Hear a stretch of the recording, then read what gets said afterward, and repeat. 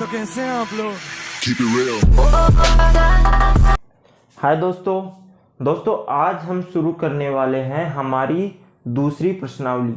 ठीक है, नए कोर्स की दूसरी प्रश्नावली का नाम दोस्तों बहुपद है और इसे इंग्लिश में क्या कहते हैं? पॉलिनोमियल्स। ठीक है, देखिए बहुपद जब प्रश्नावली का नाम है तो ये भी जानना जरूरी है कि ये मिलकर किससे बनता है, क्या होता है। ठीक है, इसका इंट्रोडक्शन बहुत ज़रूरी हो जाता है। देखिए बहुपद होता क्या है। ठीक है, इसमें बेसिकली ये 3-4 चीज़ें होती हैं। देखिए पहली होती है चर। ठीक है, फिर होती है अचर। ठीक है, और होती है घात और होती है पद। इन चारों के बारे में यदि हमने जान लिया तो हम बहुपद को जान जाएंगे। ठीक है, फिर हम पढ़ेंगे बहुपद के अंदर क्या होना ज़रूरी है। ठीक है, अब यहाँ पर देखिए चर क्या होता है। मान लीजिए मैंने लिखा 2x²। ठीक है, मैंने ये कुछ लिखा है, कुछ भी मान लीजिए। अब इसमें चर क्या है? देखिए चर मुझे ये दिख रहा, इसका मान हमें पता नहीं है। ठीक है, इसका मान जब हम ज्ञात करेंगे तब हमें पता लगेगा। ठीक है, तो इसका मान हमें फिक्स पता नहीं है, इसका मतलब ये क्या है? चर। ठीक है, तो ये तो हो गया चर। अब आती है बात अचर की। अचर हमें दिखाई दे रहा है, ये रहा। 2 को हम अच्छे से जानते हैं कक्षा 1 से। ठीक है, 1 से नहीं तो 2 से। ठीक है, तो ये क्या हो गया? अचर। फिर होती है घात। घात देखिए ये रही, ये क्या हो गई हमारी? घात। ठीक है, अब क्या हो गया? पद। पद इन तीनों से मिलकर बनता है। ठीक है, पद किन, ये तीनों देखिए इसके लिए ये दोनों में से एक जरूरी है। ठीक है, इसके लिए यानी कि जैसे इसे तो हम ऐसे लिख देंगे तो ये तो 2 हुआ। ठीक है, यदि इस भी घात में लिखेंगे तो नीचे कुछ लिखना भी तो जरूरी है ना कि किसकी घात में है ये। जैसे अचर कोई मान लीजिए 5, मान लीजिए 5 की घात 2। अब इसका हम अर्थ निकाल सकते हैं कि इसका मान 25 है। ठीक है, तो इसे बनने के लिए इन दोनों में से एक या दोनों की ज़रूरत होती है। दोनों की तो क्या, एक की ज़रूरत होती है। ठीक है, जैसे यहाँ पर इस चर की है x की, यहाँ क्या है? x चर है, अचर क्या है? 2। ठीक है, तो 2 का तो हमें मान पता है कि 2 तो 2 ही होता है, 5 ही होता है, 6 होता है। मतलब जिसका हमें कांस्टेंट मान पता हो, जिसका मान कांस्टेंट हो, पता हो हमें, उसे क्या कहते हैं? अचर। तो यहाँ पर 2 तो क्या है? अचर, और चर क्या है? x। ठीक है, और घात क्या है यहाँ पर? घात वाला 2, ये वाला। ठीक है, तो हमें तीनों के बारे में जान लिया हमने। अब बात आती है पद की। ठीक है, अब किसकी बात आती है? पद की। अब यहाँ पर देखिए पद किन किन चीज़ों से मिलकर बनता है। देखिए एक तो पद में होना चाहिए अचर। ठीक है, एक तो क्या होना चाहिए? अचर। एक होना चाहिए चर। ठीक है, और एक होनी चाहिए घात। ठीक है, अचर, चर और घात। मैं जब x² लिखता हूं इसके अंदर ये तीनों हैं। ठीक है, यहाँ पर मैं गुणा में 1 लगा के, यहाँ पर मैं 1 लगा सकता हूँ और इसे पद बना सकता हूँ। एक देखिए अचर, x चर, घात 2। ठीक है, तो ये क्या हो गया? एक पद। पद इन तीनों से मिलकर बनता है। चर x रहा, अचर 1 रहा। अचर कुछ भी हो सकता है, 1 भी हो सकता है, 2 भी हो सकता है, लेकिन हमें जब वो कहीं रहेगा तो हमें दिखेगा, तो हमें पता लग जाएगी कि इसे तो मैं जानता हूँ, ये कांस्टेंट है, ये 1 है या 2 है या 3 है या 4 है, गिनती तो हम जानते हैं। देखिए घात ये रही 2। ठीक है, घात कुछ भी हो सकती है, यहाँ पर 2 है इसलिए हम इसे जान गए कि 2 है, लेकिन हमें इसका पता नहीं है। इसको हमें जब हम इसे ज्ञात करेंगे तब इसका पता लगेगा कि ये एक कांस्टेंट, तब ये बनेगा जब हम इसका मान ज्ञात करेंगे। लेकिन अब तक ये क्या है? चर। तो ये हमारे 4 हो गए। चर हो गया, अचर हो गया, घात हो गया और पद हो गया। पद इस रूप में रहता है अचर, और फिर होता है चर, फिर होती है घात। तो ये हमने क्या पढ़ लिया बहुपद के बारे में, क्या पढ़ लिया हमने बहुपद में जो चीज़ें होती हैं। बहुपद ये ऐसा नहीं होता, जो चीज़ें बहुपद में होती है ये हमने पढ़ ली। अब देखिए बहुपद पूरा पढ़ते हैं। बहुपद क्या होता है, देखिए जैसे मैंने अभी लिखा था 2x², ठीक है, प्लस मान लीजिए 8x प्लस बाद में लगाएंगे जैसे 10, ठीक है, ये मैंने लिख दिया कुछ मान, ठीक है, कुछ भी लिख दिया अभी तो आप समझो। ये क्या है, तीनों पद, क्या है पद, ये क्या हो गए पद।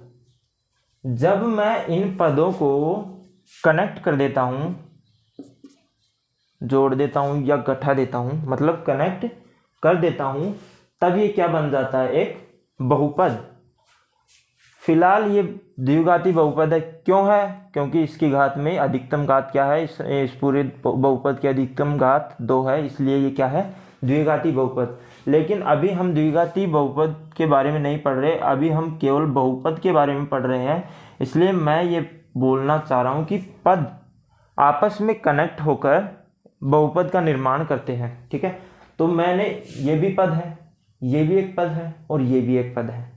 अब आप बोल रहे हैं कि ये कहाँ से पद आ गया, इसके ऊपर तो घात ही नहीं है, इसके ऊपर हम एक घात लगा सकते हैं, ठीक है। अब आप बोलेंगे चलिए ठीक है, इसमें तो अचर भी है, चर भी है और घात भी है, तो ये तो पद हो गया, ये भी पद हो गया, ये तो पहले से ही। अब ये कहाँ से पद हुआ, ठीक है। तो अब मैं इसके x लगाकर घात में 0 लगा सकता हूँ। अब ये अच्छे से देखिए, अब ये क्या है, एक पद है। अब आप कहेंगे x क्यों लगाया, x का मान तो कुछ भी हो सकता है, 5 भी हो सकता है, तो इसका मान ही चेंज हो जाएगा। मान चेंज नहीं होगा, किसी भी संख्या की घात में यदि हम 0 लगाते हैं तो उसका मान क्या होता है, केवल 1। क्या होता है, केवल 1। किसी भी संख्या की मान में, किसी भी संख्या की घात में, किसी भी संख्या की घात में यदि हम 0 लगाते हैं तो उसका मान 1 होता है, ठीक है। तो मान में चेंज नहीं होना चाहिए।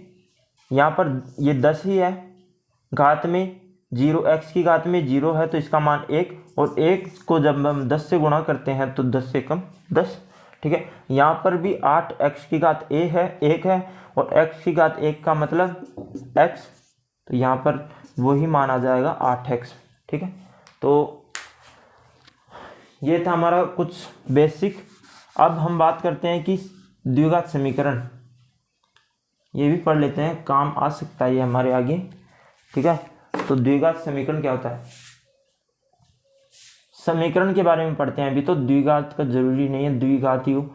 यहाँ पर देखिए, मैं जब, ये एक बहुपद है, ठीक है, मैं जब इसके बराबर लगा दूं और आगे कुछ संख्या लिख दूं, जैसे मैंने 0 लिख दी, तो ये क्या बन गया, एक समीकरण। मैंने इक्वल का चिन्ह जब लगा दिया तो ये समीकरण बन गया है। क्या बन गया, समीकरण। अब बात आती है बहुपद की घात। ये देखिए ये क्या होती है, कैसे पहचाने कि ये कौन सा बहुपद है, द्विघाती बहुपद है या त्रिघाती बहुपद है या रैखिक बहुपद है, ठीक है।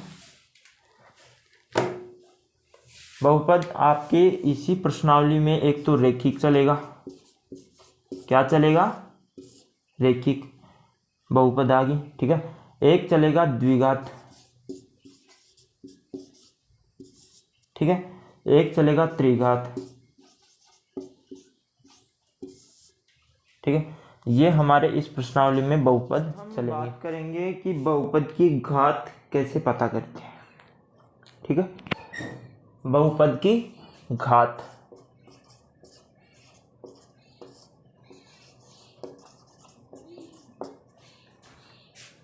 चैनल को सब्सक्राइब जरूर कर देना यदि वीडियो समझ में आए तब, ठीक है। तो यहाँ पर देखिए बहुपद की घात कैसे पता करें, ठीक है। मैं ये एक क्या है, रैखिक बहुपद। इनका नाम तो मैं लिख देता हूँ। ये क्या है, द्विघात बहुपद। नाम तो पूरा लिख दूँ। ये क्या है, त्रिघात बहुपद, इनका सरनेम। ठीक है, अब यहाँ पर देखिए रैखिक बहुपद मैं कोई लिख देता हूँ 2x माइनस 6। ठीक है, 2x माइनस 6। ठीक है, द्विघात मैं कोई बहुपद लिख देता हूँ x square plus 2x plus 6। ठीक है, त्रिघात बहुपद मैं कुछ लिख देता हूँ 2x की घात 3 प्लस 3x प्लस 2, कुछ भी लिख दिया। आगे भी बहुपद होते हैं, चतुर्थघात, पंचघात, षड्घात, चलते जाते हैं। ठीक है, तो ये मैंने अपने प्रश्नावलियों में चलने वाले बहुपद ले लिए, रैखिक बहुपद, द्विघात बहुपद, त्रिघात बहुपद, तो ये तो मैंने ले लिए। अब इनमें से पता कैसे करें कि इनकी घात क्या है, यानी कि ये सिद्ध कैसे करें कि ये रैखिक बहुपद है। ठीक है, मतलब घात का पता कैसे करें। यहाँ पर देखिए बहुपद, ये सभी बहुपद है। ठीक, बहुपद की सबसे बड़ी घात से ही बहुपद का पता चलता है कि वह कौन सा बहुपद है, द्विघात बहुपद है, त्रिघात बहुपद है या रैखिक बहुपद है। रैखिक का मतलब जिसकी घात 1 हो। अब देखिए इसमें बड़ी से बड़ी घात क्या है, 1। क्या है, 1। इसमें बड़ी से बड़ी घात 1 है, ये तो 0 है ही, लेकिन इसमें बड़ी से बड़ी घात क्या है, 1। तो ये क्या हो गया, रैखिक बहुपद। मतलब बड़ी से बड़ी घात ज्ञात करनी है। इसमें बड़ी से बड़ी घात क्या है, 2। यहाँ पर 1 है, यहाँ पर x की घात में 0 है, तो इस बहुपद में बड़ी से बड़ी घात क्या है, 2। तो ये द्विघात बहुपद हो गया। ठीक है, तीसरा क्या है, त्रिघात बहुपद। इसमें बड़ी से बड़ी घात 3 है। ठीक है, बड़ी से बड़ी घात वाले बड़ी से बड़ी घात वाले पद को पहले लिखते हैं, फिर उससे छोटे को, फिर उससे छोटे को, फिर छोटे, ऐसे ऐसे अवरोही क्रम चलता जाता है। ठीक है, तो ये क्या है, त्रिघात बहुपद। क्यों, क्योंकि इस बहुपद में सबसे बड़ी घात 3 है। तो ये तो हमें पता चल ही गया होगा कि बहुपद कैसे पता करें कि कौन सा बहुपद है, बहुपद की घात कैसे पता करें। ये तो आपको, मुझे नहीं लगता कि आपको ना समझ में आया हो। अगला हमारा बहुपद का मान। अब देखिए एक को लिखने की ज़रूरत नहीं है, बहुपद का मान। चैनल को सब्सक्राइब जरूर कर देना। ठीक है, तो आगे क्या क्या करते हैं, किसकी बात करते हैं हम, बहुपद का मान की का बना देते हैं और यहाँ पर मान। ठीक है, बहुपद का मान। अब इससे कोई मतलब नहीं बहुपद कौन सा है, केवल हमें ज्ञात करना है कि बहुपद का मान कैसे ज्ञात करते हैं। यहाँ पर देखो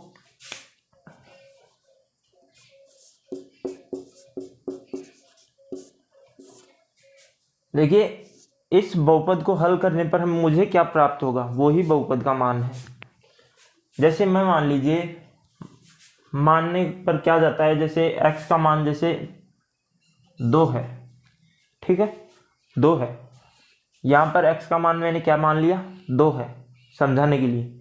तो 2 को जब मैं x की जगह फिट करूँगा, x का मान 2 ही तो है, तो 2 को भी लिख सकता हूँ। तो 2 को जब x की जगह फिट करूँगा तो यहाँ पर क्या होगा, 2 से गुणा होकर 4। घात यदि 1 से ज़्यादा होती तो पहले घात होता, यदि मान लीजिए यहाँ पर 2 होता ना, तो 2 गुणा 2, फिर इस 2 से गुणा होता, पहले इस 2 से गुणा होता, फिर इस 2 से। ठीक है, 2 बार। अब जैसे यहाँ पर घात 1 है, तो मैंने क्या माना, x का मान क्या माना, 2। ठीक है, ये मैंने 2 रख दिया।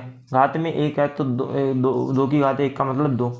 अब यहाँ पर इस 2 से गुणा होगा, यानी कि 4। ठीक है, अब 4 है, इसमें से मैं 6 निकालूंगा तो क्या बचेगा मेरे पास, -2। तो ये क्या हो गया, एक बहुपद का मान। इसको मैं साफ साफ लिखूँ तो देखिए क्या था, 2x -6, यही तो था। x का मान मैंने क्या रखा 2, तो 2 को 2 से गुणा किया 4, 4 में से 6 निकाले कितने बचे -2, ठीक है। अब देखिए इसमें देखिए उस एक से समझ में नहीं आया होगा क्योंकि वो रेखिक बहुपद है। अब यहाँ जैसे मैंने x का मान मैंने 4 रख दिया, मान लीजिए 4 की घात में क्या है 2, तो 4 की घात 2 का मतलब 4 गुणा 4, ठीक है, 4 चौक 16, तो 16 तो यहाँ हो गई, ठीक है। अब x का मान क्या रखा था वो, यदि मैंने एक x का मान रख दिया पूरे बहुपद में x जितने भी हैं उनका मान भी 4 ही होगा, तो यहाँ पर भी 4 होगा, तो 16 तो ये हो गए हमारे पास, इसका मान हो गया 16, तो और 4 2 8, यानी कि x का मान 4 है और गुणा में 2 भी है, तो 4 2 8 ये हो गए और 6 वो हो गए, तो 16 और 8 22, 16 और 8 24, ठीक है, और 24 और 6 30, यानी कि 16 8 और 6 कितने हो गए 30, कितने हो गए 30। तो ये क्या हो गया बहुपद का मान, ये क्या हो गया बहुपद का मान। मतलब सीधी सी बात है, बहुपद को हल करने पर जो मान प्राप्त होता है उसे बहुपद का मान कहते हैं। जैसे यहाँ पर जैसे मान लीजिए हल करने पर जैसे x का मान जैसे 3 आया, ठीक है, 3 की घात 3 का मतलब 3, ये 3 मैंने x का मान रख दिया 3 की घात 3, x की घात 3 मतलब 3 की घात 3, तो 3 गुणा 3 गुणा 3, तो ये क्या हो गया 9, ठीक है, 9 2 से भी गुणा है, 9 कहाँ हुआ 27 हुआ, ठीक है, सॉरी 9 नहीं हुआ 27 हुआ, 3 दिया 9 9 30 27, तो 27 2 से भी गुणा है, तो ये हो गया 54, ठीक है, तो 54 तो यहाँ पे हो गया। और x का मान हमने क्या रखा था 3, देखिए x का मान क्या रखा था तो 3, तो 3 3 से गुणा होकर 3 3 से गुणा होकर 9 ये और 2 ये, तो इस बहुपद का मान क्या हो गया 54 + 9, यानी कि 54 + 9 63, 63 और 2 65, ये हमारे इस बहुपद का मान हो गया, ठीक है। तो ये हमारा बहुपद का मान हो गया।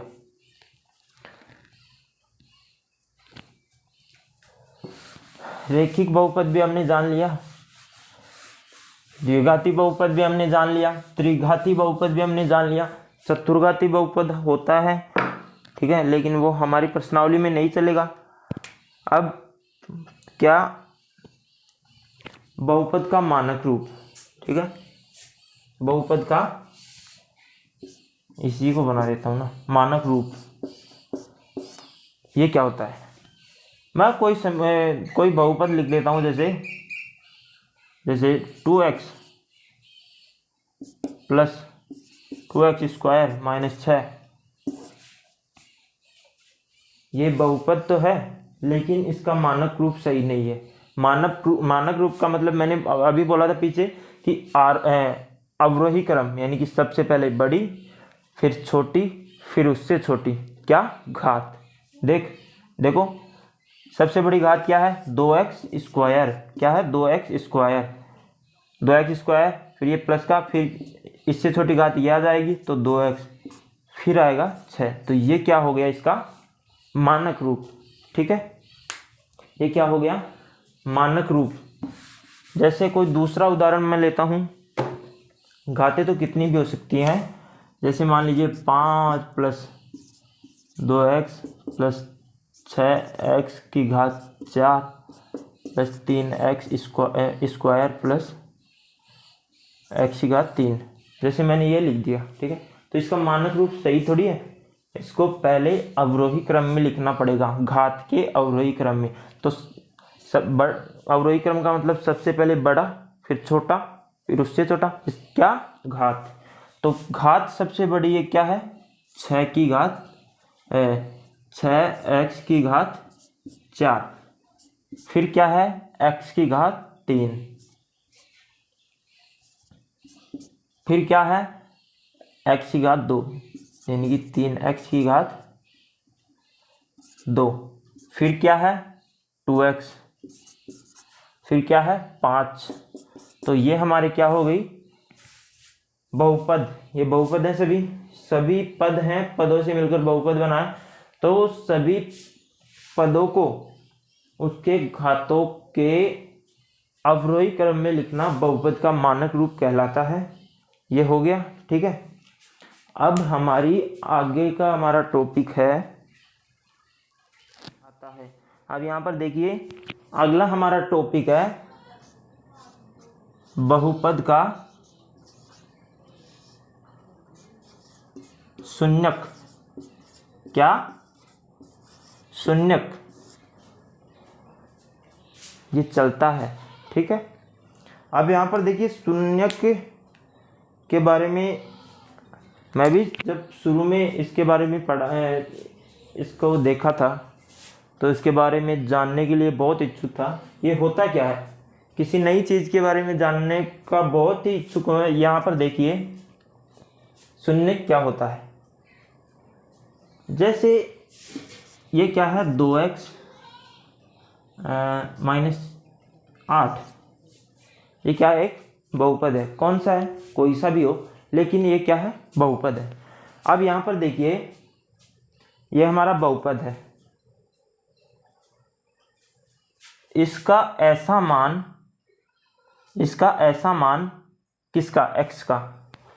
x का ऐसा मान जिसे इसमें फिट करते ही मान 0 आ जाए, ठीक है। x का ऐसा मान जिसे इसमें फिट करते ही, मतलब x का मान यहाँ पर रखते ही मान इसका पूरे बहुपद का 0 हो जाए, मान इसका 0 हो जाए, ठीक है, तो वो उसका शून्यक कहलाता है। देखिए ये हम जानते हैं एक रेखिक बहुपद है, ठीक है। क्या है? रेखिक बहुपद। तो उससे तो हमें कोई लेना देना नहीं है। यहाँ पर देखिए x का मान ऐसा क्या रखें कि पूरे बहुपद का ही मान 0 आ जाए। तो x का मान जैसे मैं 4 रख देता हूँ, ठीक है। तो x की जगह मैंने क्या रख दिया कोष्टक में? 4, ठीक है। कोष्टक में ही रखना पड़ेगा, नहीं तो 24 हो जाएगा, ठीक है। तो 4 को जब 2 से गुणा करते हैं तो 8 - 8 बराबर 0। तो ये क्या हो गया? ये क्या हो गया? 0 आ गया मान।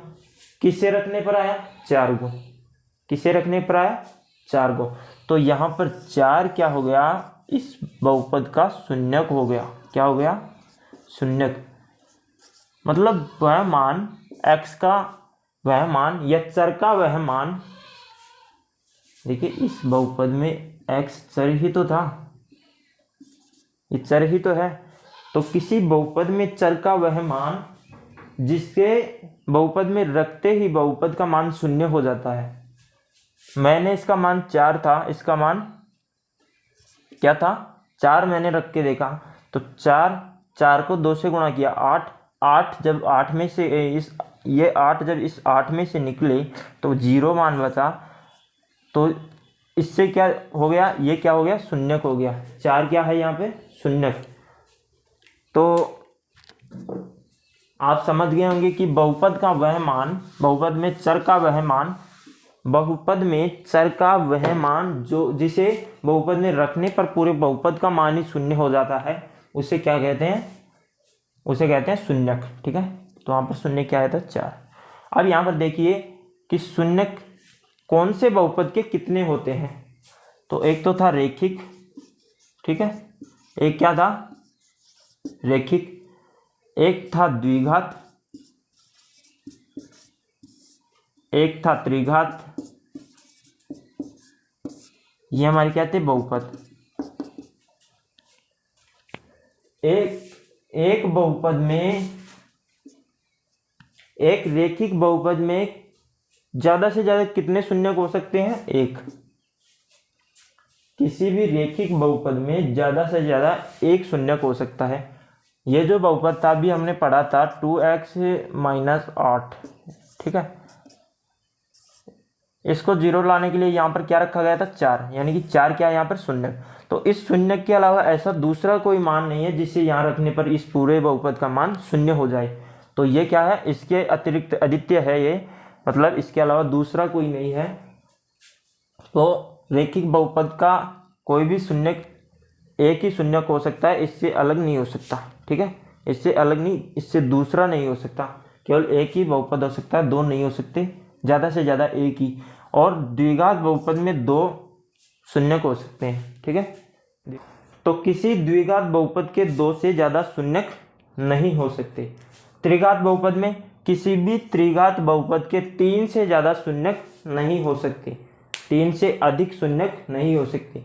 रैखिक बहुपद में एक शून्यक होता है, ठीक है, और द्विघात बहुपद में 2 से अधिक शून्यक नहीं हो सकते, और त्रिघात बहुपद में 3 से अधिक शून्यक नहीं हो सकते। ठीक है, तो हमें शून्यक के बारे में पता लग गया।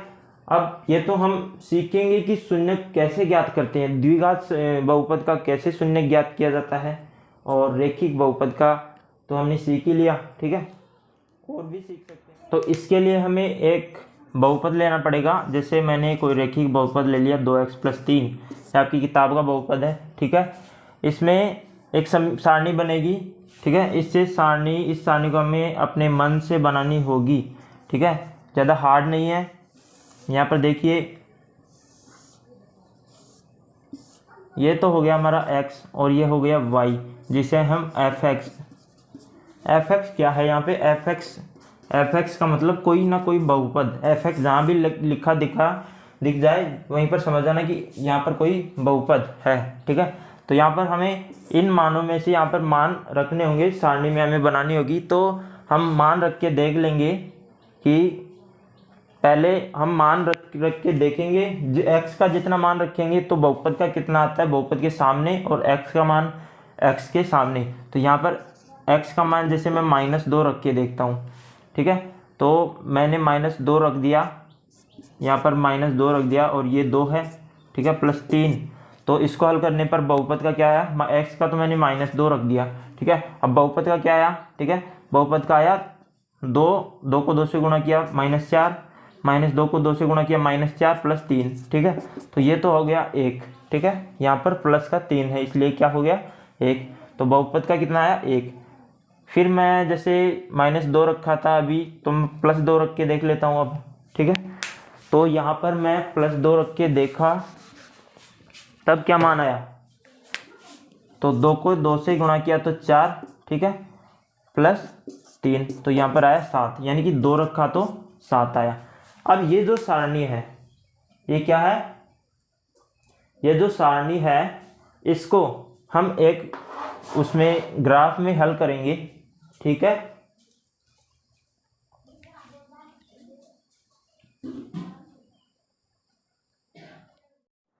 दोस्तों हम इस टॉपिक को पढ़ रहे थे, बहुपदों के शून्यक का ज्यामितीय अर्थ। इसमें हमने एक बहुपद लिया था 2x + 3, ये एक रैखिक बहुपद है दोस्तों। इससे हमने एक सारणी बनाई थी।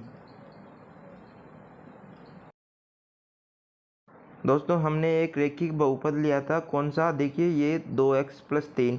दोस्तों इससे हमने एक सारणी बनाई थी जिसके अंदर x का मान -2 रखा था, तब बहुपद का मान -1 आया, और जब x का मान 2 रखा तो बहुपद का मान 7 आया। यहाँ पर ध्यान दीजिए दोस्तों, हमारे पास सारणी है, सारणी में जो मान है उसको हम ग्राफ में दर्शाएंगे, तब हमें शून्यक का पता लगेगा, बहुपद के शून्यक का पता लगेगा। अब यहाँ पर देखिए x का मान -2 और y का मान -1 है, तो इसे दर्शाने के लिए x की तरफ तो -2 है तो x डैश की तरफ चलेंगे, और y में -1 है तो y डैश की तरफ चलेंगे। तो x में कितना मान है -2, तो -2 की तरफ चलेंगे, 2 तक चलेंगे, और y का मान -1 है तो -1 तक चलेंगे। दोनों को जब मिलाएंगे तो एक बिंदु जहाँ पर दोनों मिलेंगे वहाँ पर एक बिंदु दर्शा देंगे। ठीक ऐसे ही दूसरा मान जो है 2 और 7, ऐसे ही इनको भी दर्शाएंगे। तो दोनों मान प्लस के हैं। यहाँ पर देखिए 2 तो x की तरफ चलेंगे और 7 y की तरफ चलेंगे, तो दोनों जहाँ मिलेंगे वहाँ पर एक बिंदु दर्शा देंगे। ठीक है, अब दोनों बिंदु दर्शाने के बाद दोनों बिंदुओं को जब हम मिलाएंगे तो हमें एक रेखा प्राप्त होगी। तो वह रेखा जहाँ पर भी x अक्ष को काटेगी वहीं पर शून्यक प्राप्त हो जाएगा हमें, और कितना शून्यक होगा, जितनी बार वह रेखा काटेगी जितना ही शून्यक होगा। तो यहाँ पर एक बार काट रही है, तो यहाँ पर इस बहुपद का शून्यक 1 होगा, जो कितना होगा, यहाँ पर देखिए रेखा कहाँ पर काट रही है, -1 और -2 के बीचों बीच, यानी कि -1.5 या -3/2 के ऊपर। तो -3/2 और -1.5 एक ही बात है, इसलिए -1.5 यहाँ पर क्या है, शून्यक। जब हम इस -1.5 या -3/2 को हम बहुपद में रखेंगे तो उसका मान शून्य हो जाएगा, इसलिए ये क्या है, एक शून्यक। तो दोस्तों आशा आप समझ गए होंगे इसे। अब दोस्तों अब हमें शुरुआत करते हैं हमारी प्रश्नावली 2.1 की। ठीक है दोस्तों अभी तक जो हमने पढ़ा वो केवल बेसिक था, ठीक है। और अब हम शुरुआत करने जा रहे हैं हमारी प्रश्नावली 2.1 की। मात्र छोटी सी प्रश्नावली है, ज़्यादा बड़ी नहीं है, बस केवल 2 मिनट की है। इसमें एक ही टॉपिक दे रखा है और एक ही क्वेश्चन दे रखा है, उसमें 6 ऑप्शन हैं, उनके बारे में बताना है कि इसमें इसके कितने शून्यक होंगे, ठीक है। तो ये ग्राफीय क्वेश्चन है, ज़्यादा हार्ड नहीं है। यहाँ पर देखिए इस टॉपिक का क्या नाम है, पहले मैं टॉपिक का नाम डाल लेता हूँ, शून्यकों का ज्यामितीय अर्थ। शून्यकों का ज्यामितीय अर्थ, ठीक है, ये हमारा एक टॉपिक है।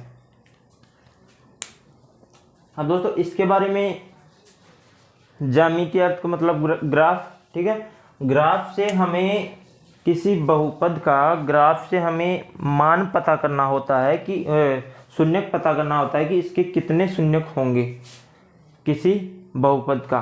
बहुपद दे नहीं रखा हुआ है इसमें क्वेश्चन में, केवल ग्राफ दे रखा है, उसमें से हमें बताना है कि इस जो ग्राफ है इसके अंदर बताना है कि इसके बहुपद के कितने शून्यक होंगे। तो दोस्तों शुरुआत करते हैं हमारी प्रश्नावली 2.1 की। देखिए क्वेश्चन क्या कह रहा है, किसी बहुपद px के लिए y बराबर px का ग्राफ नीचे आकृति 2.10 में दिया गया है। प्रत्येक स्थिति में px के शून्यकों की संख्या ज्ञात कीजिए। यानी कि इसमें 6 स्थितियाँ दी हुई हैं और उनमें ग्राफ में बताया गया है, इनमें हमें शून्यकों की संख्या ज्ञात करनी है। देखिए जो सारणी से जो रेखा बनाई जाती है उससे हमें पता करना होता है कि वह रेखा कितने बार x अक्ष को काट रही है। जितने बार वह x अक्ष को काटती है उतने ही उस बहुपद में शून्यक होते हैं।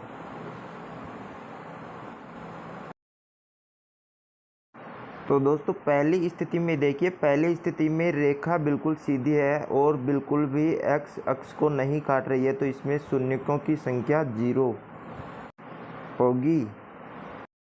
अब यहाँ पर देखिए स्थिति नंबर 2 में यहाँ पर रेखा x अक्ष को एक बार काट रही है, इसका मतलब इस बहुपद में शून्यकों की संख्या 1 होगी।